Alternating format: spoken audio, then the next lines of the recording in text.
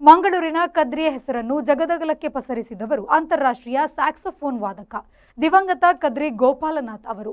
ಆದರೆ ಅದೇ ಮಂಗಳೂರಿನ ಕದ್ರಿಯಲ್ಲಿ ಗೋಪಾಲನಾಥ್ ಅವರಿಗೆ ಭಾರಿ ಅವಮಾನ ಮಾಡಲಾಗಿದೆ. ಗೋಪಾಲನಾಥ್ ಅವರ ಹೆಸರಿನಲ್ಲಿ ಕೋಟಿ ಕೋಟಿ ರೂಪಾಯಿ ಖರ್ಚು ಮಾಡಿ ನಿರ್ಮಾಣ ಮಾಡಿದ ಪಾರ್ಕ್ ಈಗ ಸರಿಯಾದ ನಿರ್ವಹಣೆ ಇಲ್ಲದೆ ಕೊಳಕು ಕೊಂಪೆಯಾಗಿ ಮಾರ್ಪಟ್ಟಿದೆ. ಮಕ್ಕಳ ಆಟದ ಮೈದಾನವಾಗಬೇಕಿದ್ದ ಉದ್ಯಾನವನ ಇಂದು ಕುಡುಕರ ಅಡ್ಡೆಯಾಗಿ ಬದಲಾಗಿದೆ. ಈ ಕುರಿತು ಒಂದು ವಿಶೇಷ ವರದಿ ಇದೆ ನೋಡಿ.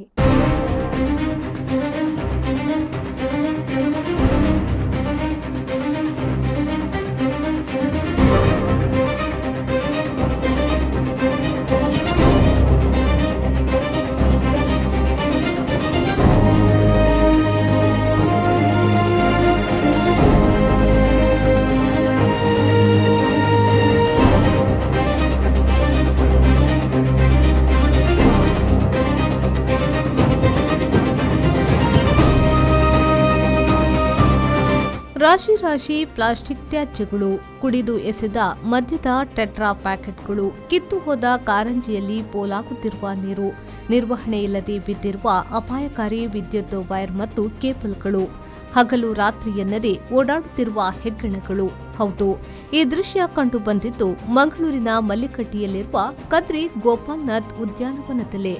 ಹಸಿರಾಗಿ ಸುಂದರವಾಗಿ ಇರಬೇಕಿದ್ದ ಪಾರ್ಕ್ ಇಂದು ಸಂಪೂರ್ಣವಾಗಿ ನಿರ್ವಹಣೆ ಇಲ್ಲದೆ ಸೊರಗಿ ಹೋಗಿದ್ದು ಸಾರ್ವಜನಿಕರ ಆಕ್ರೋಶಕ್ಕೆ ಕಾರಣವಾಗಿದೆ. ಸ್ಯಾಕ್ಸೋಫೋನ್ ದಂತಕತೆ ಕಲೆಮಾಮಣಿ ಪದ್ಮಶ್ರೀ ಪುರಸ್ಕೃತ ಕದ್ರಿ ಗೋಪಾಲನಾಥ್ ಅವರು ಕರಾವಳಿ ಜಿಲ್ಲೆಗೆ ರಾಷ್ಟ್ರೀಯ ಹಾಗೂ ಅಂತಾರಾಷ್ಟ್ರೀಯ ಮಟ್ಟದಲ್ಲಿ ಅಭೂತಪೂರ್ವ ಹೆಸರು ತಂದುಕೊಟ್ಟವರು.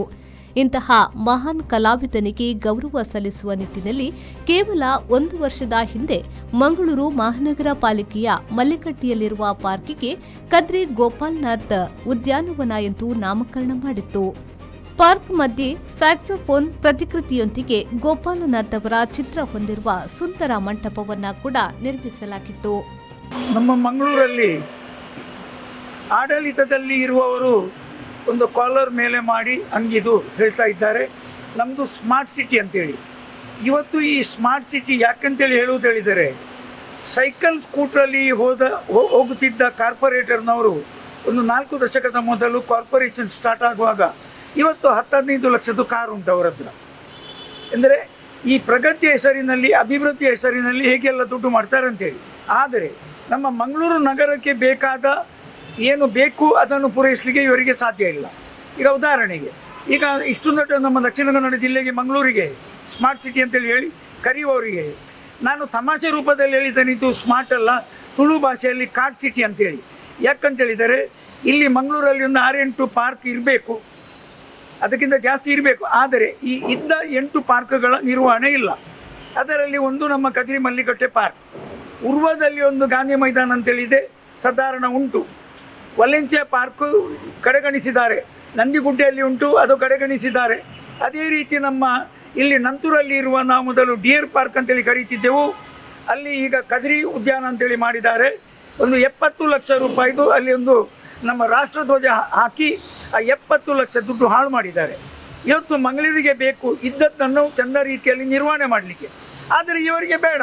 ಯಾಕಂತೇಳಿದರೆ ಖರ್ಚು ಮಾಡುವಾಗ ಕಿಸೆಗೆ ಅವರ ಪರ್ಸೆಂಟೇಜ್ ಬಂದಾಯಿತು.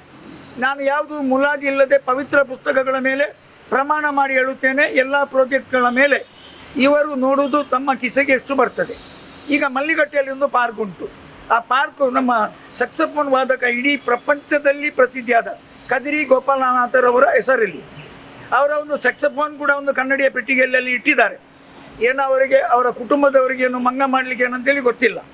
ಆದರೆ ಇವತ್ತು ಆ ಕದ್ರಿ ಪಾರ್ಕ್ ನಮ್ಮ ಸ್ಯಾಕ್ಸೋಫೋನ್ ವಾದಕ ವಿಶ್ವವಿಖ್ಯಾತ ಕದ್ರಿ ಗೋಪಾಲನಾಥರವರ ಆ ಪಾರ್ಕಿಗೆ ಹೋಗೋದಾದರೆ ಅದು ಮಂಜೂರಲ್ಲಿ ಕಸ ಬಿಸಾಡುವುದ ಸ್ಥಳ ಮತ್ತು ಡಂಪಿಂಗ್ ಯಾರ್ಡ್, ಮತ್ತು ಈ ಪಾರ್ಕಿಗೆ ಏನು ಕೂಡ ಡಿಫ್ರೆನ್ಸ್ ಇಲ್ಲ. ಆದರೆ ಇದೀಗ ಸ್ಯಾಕ್ಸೋಫೋನ್ ಪ್ರತಿಕೃತಿ ರಕ್ಷಿಸಲು ಅಳವಡಿಸಿರುವ ಗಾಜಿನ ಬಾಕ್ಸ್ ಕಸದಿಂದ ತುಂಬಿದ್ರೂ ಶುಚಿಗೊಳಿಸುವ ಮನಸ್ಸು ಪಾಲಿಕೆಗೆ ಬಂದಿಲ್ಲ. ಮಕ್ಕಳ ಆಟದ ಪರಿಕರಗಳು ಕಿತ್ತು ಹೋಗಿವೆ. ಕೆಲಸ ಇಲ್ಲದವರ ಕುಡುಕರ ಅಡ್ಡೆಯಾಗಿ ಪಾರ್ಕ್ ಪರಿವರ್ತನೆಯಾಗಿದೆ. ಪಾರ್ಕಿಗೆ ಗೋಪಾಲನಾಥ ಅವರ ಹೆಸರು ಇಡುವಾಗ ಇದ್ದ ಹುಮ್ಮಸ್ಸು ಅದನ್ನು ನಿರ್ವಹಣೆ ಮಾಡುವಾಗ ಮಹಾನಗರ ಪಾಲಿಕೆಗೆ ಇಲ್ಲದಂತಾಗಿದೆ. ಈ ಬೇಜವಾಬ್ದಾರಿತನ ಅಕ್ಷರಶಃ ಆ ಮಹಾನ್ ಕಲಾವಿದನಿಗೆ ಮಾಡಿರುವ ಅಪಮಾನವೇ ಸರಿ. ನಿರ್ವಹಣೆ ಮಾಡಲು ಸಾಧ್ಯವಿಲ್ಲದಿದ್ದರೆ ಇಂತಹ ಸಾಧಕರ ಹೆಸರಿಟ್ಟು ಅವರ ಕೀರ್ತಿಗೆ ಮಸಿ ಬಳಿಯುವ ಅಗತ್ಯವೇನಿತ್ತು ಎನ್ನುವುದು ಸಾರ್ವಜನಿಕರ ಪ್ರಶ್ನೆ. ನಮಸ್ಕಾರ. ನಾವು ಮಂಗಳೂರಿನ ಅತ್ಯಂತ ದೊಡ್ಡ ಪಾರ್ಕ್ ಅಂತ ಹೇಳ್ಬೋದು, ಕದ್ರಿ ಪಾರ್ಕಿನ ಒಳಗಿದ್ದೇವೆ. ಇಲ್ಲಿ ಅವ್ಯವಸ್ಥೆ ನೀವು ನೋಡಿದರೆ ನಿಮಗೆ ಇಲ್ಲಿ ಜನರು ಮತ್ತು ಇಲ್ಲಿ ಬರುವ ಪ್ರವಾಸಿಗರು ಬರುವಂಥ ಸ್ಥಿತಿಯಲ್ಲಿಲ್ಲ. ಹಾಳಾಗಿರುವ ಆಟ ಸಾಮಾನುಗಳು, ಕಿತ್ತು ಹೋಗಿರುವ ಉಪಕರಣಗಳು, ಸರಿಯಾಗಿ ನಿರ್ವಹಣೆ ಇಲ್ಲದೆ ಇದು ಕೊರಗ್ತಾ ಇದೆ. ಇಡೀ ದಕ್ಷಿಣ ಕನ್ನಡ ಜಿಲ್ಲೆಗೆ ಅತ್ಯಂತ ದೊಡ್ಡ ಒಂದು ಪ್ರವಾಸಿ ತಾಣ ಅಥವಾ ಪಾರ್ಕ್ ಅಂತ ಹೇಳ್ಬೋದು ಈ ಕದ್ರಿ ಪಾರ್ಕ್. ಇದರಲ್ಲಿ 3 ಭಾಗ ಇದೆ. ಒಂದು ಜಿಂಕೆ ಪಾರ್ಕ್, ಇದು ಮತ್ತು ಹೈವೇಯಿಂದ ಆಚೆ.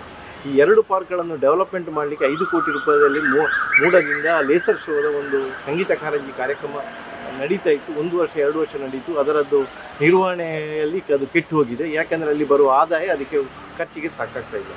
ನಮ್ಮ ಈ ತೋಟಗಾರಿಕೆ ಅಧೀನದಲ್ಲಿರುವ ಈ ಒಂದು ಕದ್ರಿ ಪಾರ್ಕು, ಇದರ ಒಳಗೆ ನೀವು ನೋಡ್ಬೋದು, ಇಲ್ಲಿ ವಾಕರ್ಸ್ ಬರ್ತಾ ಇದ್ದಾರೆ, ಮಕ್ಕಳು ಆಟ ಆಡಲಿಕ್ಕೆ ಬರ್ತಾ ಇದ್ದಾರೆ.